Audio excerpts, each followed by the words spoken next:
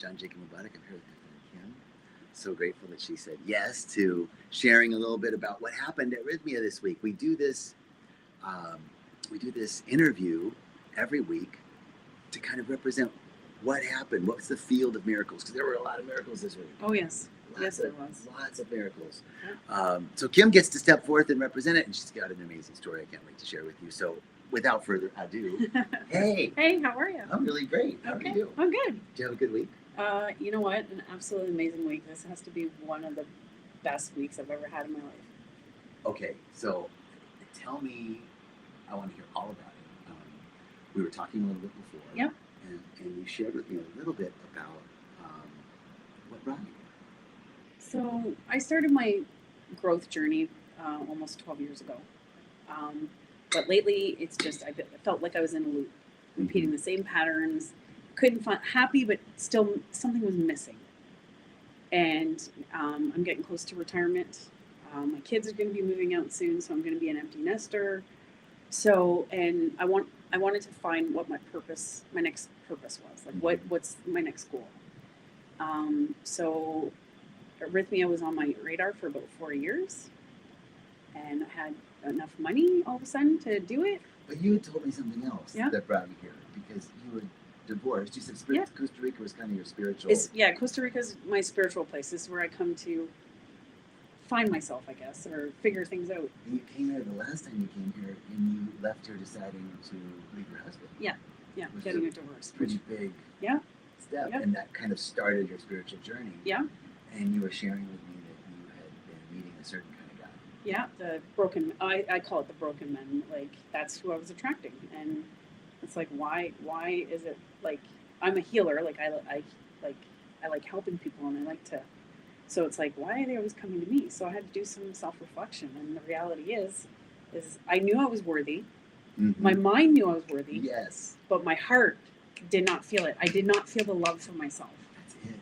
So I had to figure it out. Like, go do that deep diving, that scary dive that you have to do to figure out, like, peel those little layers to get to the source. And Rhythmia called you. Yeah. 4 years I was, doing that. It would always pop up on my social media, and I'd be like, So what had it be this time? I was really tired about that loop, like just stuck in that loop. And it's like, I know I'm worthy, but why ain't I feeling it inside? So it got to be like Reverend Michael talks about, you're pushed by pain until you're pulled by a vision. Yes. And did it feel like, the pain got to be enough of that loop? Yeah. That you caught a vision of what, like, got to be something different. There's got to be something better. There's got to be something better. And so you arrived here with that Yeah. intention. Yeah. And and you found that we have some intentions here. Yes, Right. which I have to say, the intentions that you guys provide us are one of the most amazing intentions, because I wouldn't have came in with intentions like that. I would have had, like, God knows what kind of intentions, but I was like, that is perfect. Mm-hmm. That is completely, because it's like, what part of you is that broken part, and what caused that broken part, and then it brings you to who you should be, and then you heal. And I would gently rephrase a couple of things. Yeah. Right. So the first intention, show me who I've become. Yes. Is not show me my broken parts, right? Because there's nothing really broken. No, very true. You're not broken, but there's something that caused that Adaptation, right? It was Yes. a smart adaptation that we made as kids, Yeah. right? Something happened and our nervous system went, I don't feel safe, I don't feel loved, I don't feel like I belong, I better do this. Exactly. It must be something wrong with me. So if I want to be loved, I must become this. Yeah. And a lot of those things are controlling or people pleasing or codependent or perfectionist, Yeah. right? And I was the people pleaser. I was the codependent. I was the go-to person. And the perfectionist. Yeah. Right? Because perfectionism goes right in there with all that. And control goes in there. Yeah. Like I don't want to put words in your mouth. No, like the control. Oh yeah, like everything in my life had to be controlled. Like, my anger had to be controlled. My hurt had to be controlled. Like, because if I did cry, it was like, oh, don't do that. You're not supposed to do that. I'm not supposed to be angry. I'm not supposed to cry. I'm supposed to be this like Zen Jedi, whatever, you know, Yeah. like, Yeah. perfect thing. Person. Yeah. And that's the split, right? Yeah. Like what I'm not, I shouldn't be this. I should be. Yeah. So once we see like, oh, these are the adaptive strategies that I developed. We all know that stuff. Yeah. Right. Like you said, I knew this intellectually. I knew that I didn't feel enough intellectually, but I knew that I was enough, but I didn't feel it here. Exactly. And so seeing, and there was, you shared with me the core wound from your childhood. Yeah. Yeah. Will you share that? So my parents, they I don't want to say migrated, sort of, they moved from Quebec to Ontario in the 70s. I want to say 1973. My brother gets hit by a drunk driver, goes into a coma. My parents have a 5-year-old that they have to retrain. So teach him how to walk, talk, eat, the whole kit and caboodle. And the blessing in disguise comes and disrupts that. And I was not a priority. Like, they cared for me and everything, but I was not their priority. My brother was their priority. Right. And as a child, I didn't understand that. Like, because often I'd play by myself. Family dinners, like we'd have company over, and I'd be the kid, the person. My mom would always serve everybody, and then I'd be the one. She goes, "Okay, time for dinner," and then I would be, I don't have enough food. So I was like, forgotten, not on purpose, because obviously, whatever, they were dealing with their stuff, but I didn't realize at the time that was the trigger. I'm left behind. I'm left out. I'm forgotten. Yeah. I'm not loved. Yeah. Must be something wrong with me. Exactly. So, and then it went into the childhood, teen years, and adulthood. So, and then it was like, okay, I got to start figuring this out. Like, I needed to heal from that. And but did you know that? Oh, that started a couple of years ago. You started that realization. Yes, that started a few years ago, and then it was like I tried working on it on my own, but like I said, I knew I was worthy, but I wasn't feeling it. So you came here. You started with the intentions. Yeah. And like, what shifted this week for you? I can remember the exact moment that the first day's ceremonies was wild. Second day, just as wild. It was the third day. It's like I was in the Maloka, and I called it, I was flopping on the floor like a fish. And then the shaman comes and does his thing, and they go, okay, we're going to try to get you outside. I'm like, okay, let's go outside. But I couldn't get up. I had no control of my body, no control of my body. So they had to help me up and bring me outside. And it was the exact moment that I left the Maloka. It's like the shaman knew I had to go outside. And he likes to spit on me. And I told him that. You like spitting on me. I know you do. It's not spitting. I know. Don't make it think we spit on you.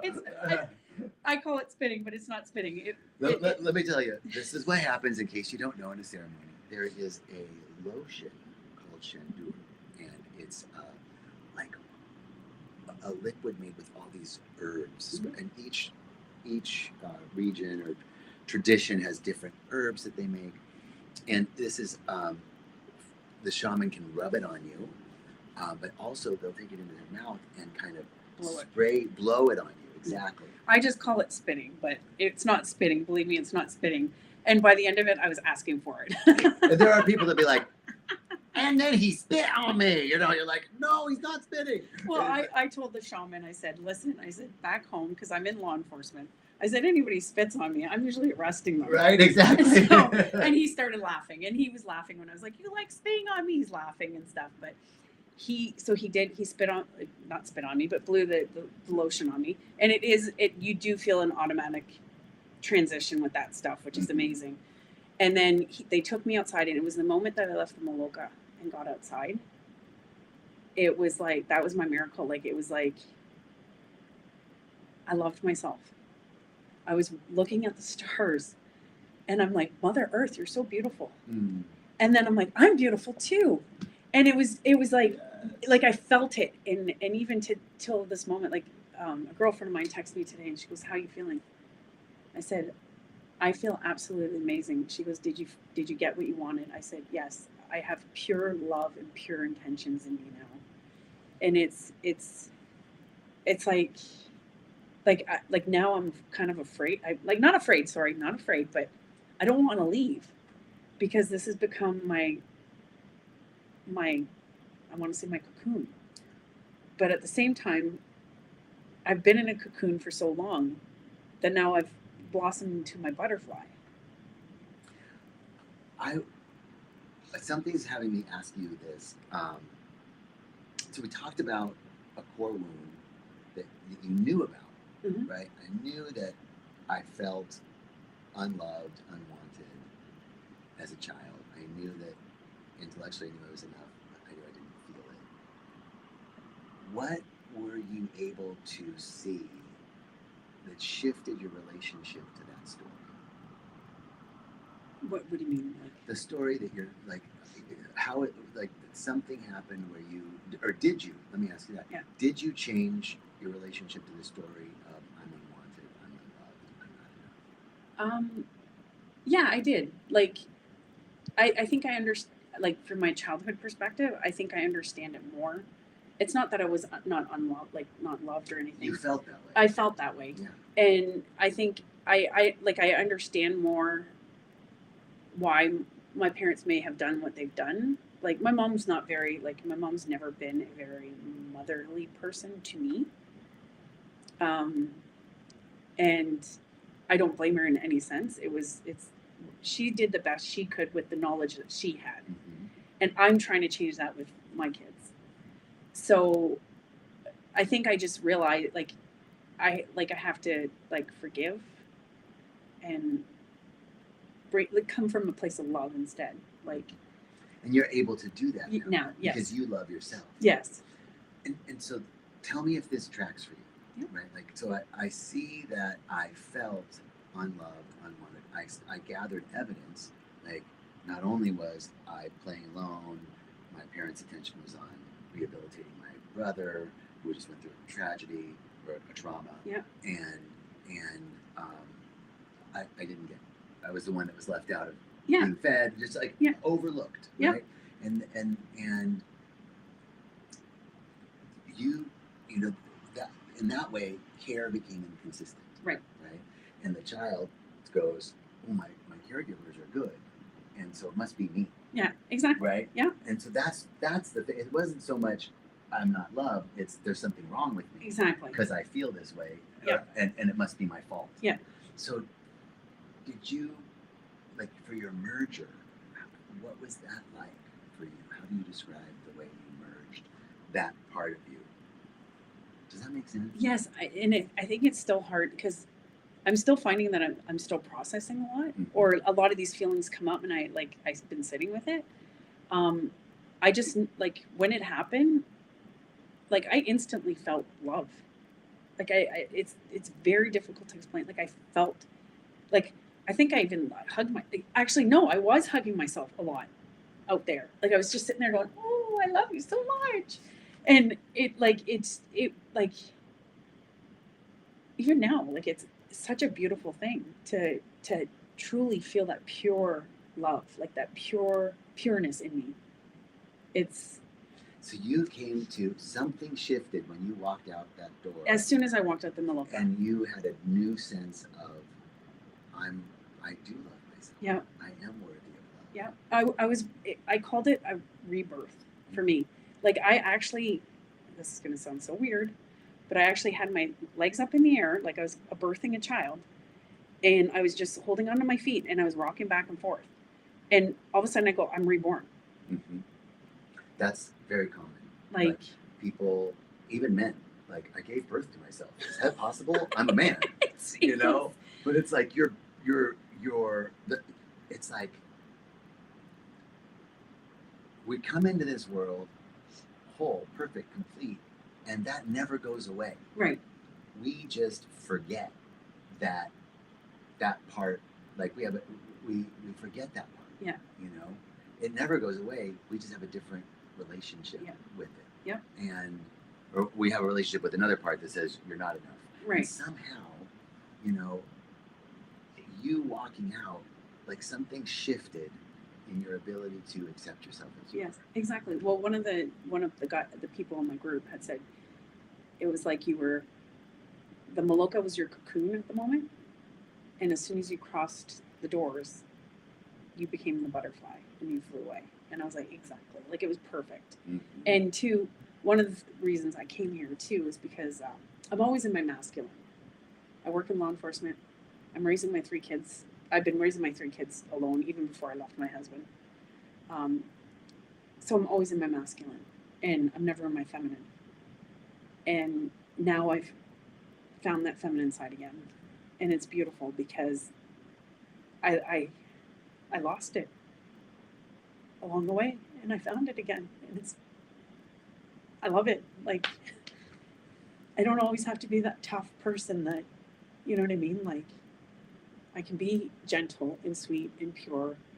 And it was funny because, you know, you guys say that I have a hard time saying in the synchronicities. Synchronicity. Yes, I always have a hard time saying it. A lot of they were starting before I even came here, like just those little things that were starting to like kind of piece together. And I got 2 letters before I left.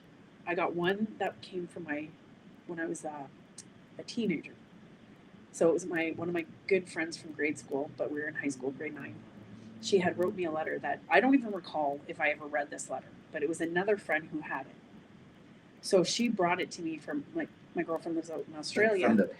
Yes. So it was a past like Wow. so, but the letter was written when I was in like grade 9, my teen, and it was the nastiest letter. But it was a time where I was very lost. I went through a sexual assault. I found my mom had tried to commit suicide, and I'm the one that found her. Just a bunch of stuff for like I was 13 years old. And I went from being a 12, 13-year-old to being an adult overnight.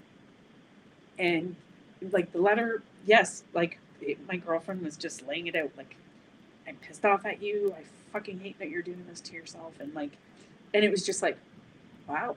And I never knew that. Like, I know exactly what she was talking about. And like, yeah, she's right. Because I was doing, like, I was in a destructive mode. Like, I tried to attempt suicide with myself. So I was in a destructive mode. And I was 13 years old. And then another girl that I work with right before I left typed me a letter. And it was what she saw in me. She saw my worth. She saw how an amazing person I was and how I'm the light for a lot of people. And it was like, and I had a friend read both letters, and they're like, "This isn't you. The old letter was not me." And they go, "This is you." And I'm like, "I know." And I brought them both with me. Mm-hmm. Did any of the stuff come up during ceremony? The sexual assault, suicide, any of that stuff? Yes, it did. I think it was my second night. Yeah, it was my second night, and I did not like that night. I had a lot of violent, like motions. Like like I said to them, if there was a punching bag here, I would have destroyed it. Like I was constantly punching the air and cursing the men that had like cursing them, those people. I didn't like that night at all. Like I came out of there and I was like, I felt beaten, but I understand the process. Like it was the process. Ayahuasca was taking over. She knew what I had to go through. You had to come to terms with that anger. Yeah. And what I'm hearing, tell me if this resonates and if it doesn't. Yeah. Yeah. But I was asking what the merger was, and you're like, it's hard to describe. But you've been describing the merger. Yeah. Right. Like, I was collapsed into my masculine. Yeah. I exiled my feminine. Yeah. And now I can be both masculine and feminine. Yeah. It's not now I'm just feminine. No, it's like now that's welcome back in. Yeah. The anger, like yeah, the distance between those two letters. But again, stop me if this doesn't resonate. Yeah. It's not that you weren't that person anymore.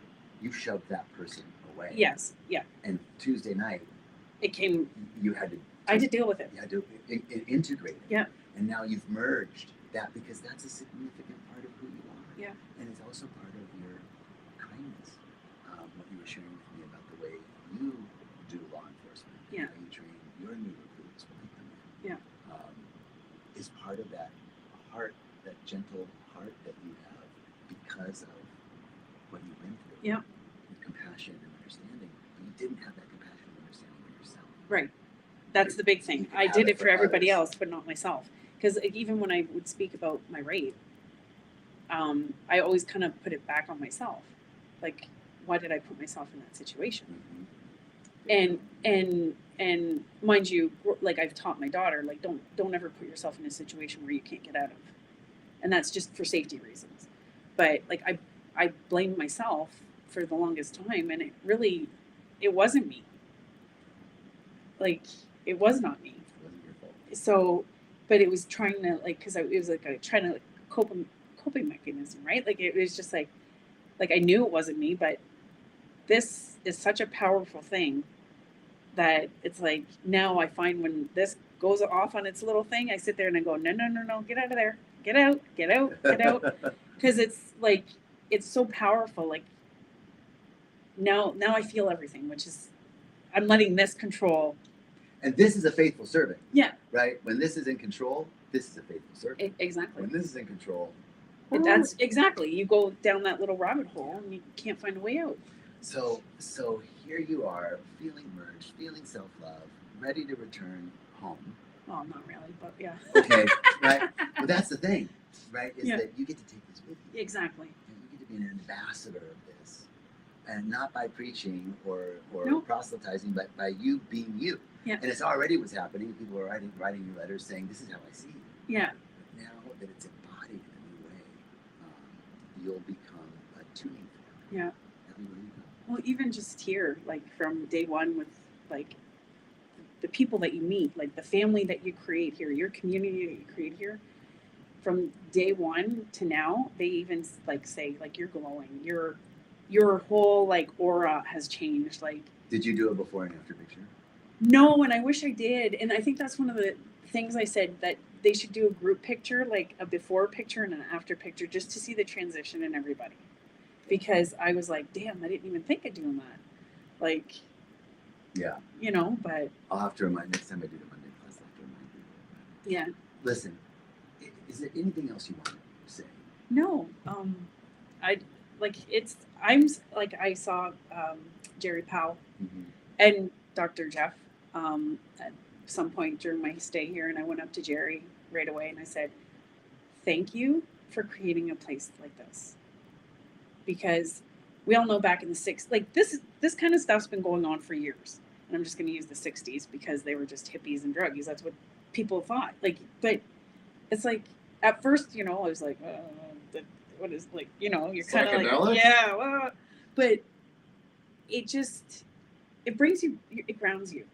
It brings you back to when it's in the right container. Exactly. Right? Like, because you can go do mushrooms, or you can go do acid and party and have a different vibe. Exactly. But in a container like this. I think that too, because I've had a few people ask me why this place. Because we have a place out by where I live. They do a weekend one. And I'm like, I picked it because of the structure that you guys have. And I wanted to feel safe in doing this. Because you're vulnerable. You become very vulnerable when you're here. But we all joke around about it now. Like, I've never talked about so much vomit and poop in my life. Like, and like, just all of a sudden you're like, oh, and yeah, I was raped and blah, blah, blah, blah. That's and like, nobody, like, no, like, have I ever felt judged once? No. Like, nobody has, like, ever, and it's like, we built a family, like a community. Like, I'm actually afraid of leaving these people because I love them so much. You'll stay in touch. Yeah, we like other groups do, right? Yeah. And this becomes your family. Yeah, it's like really amazing. Yeah, like it's the community base that you guys have created here is just amazing. Like the whole experience, And every detail in this place is intentional for a reason.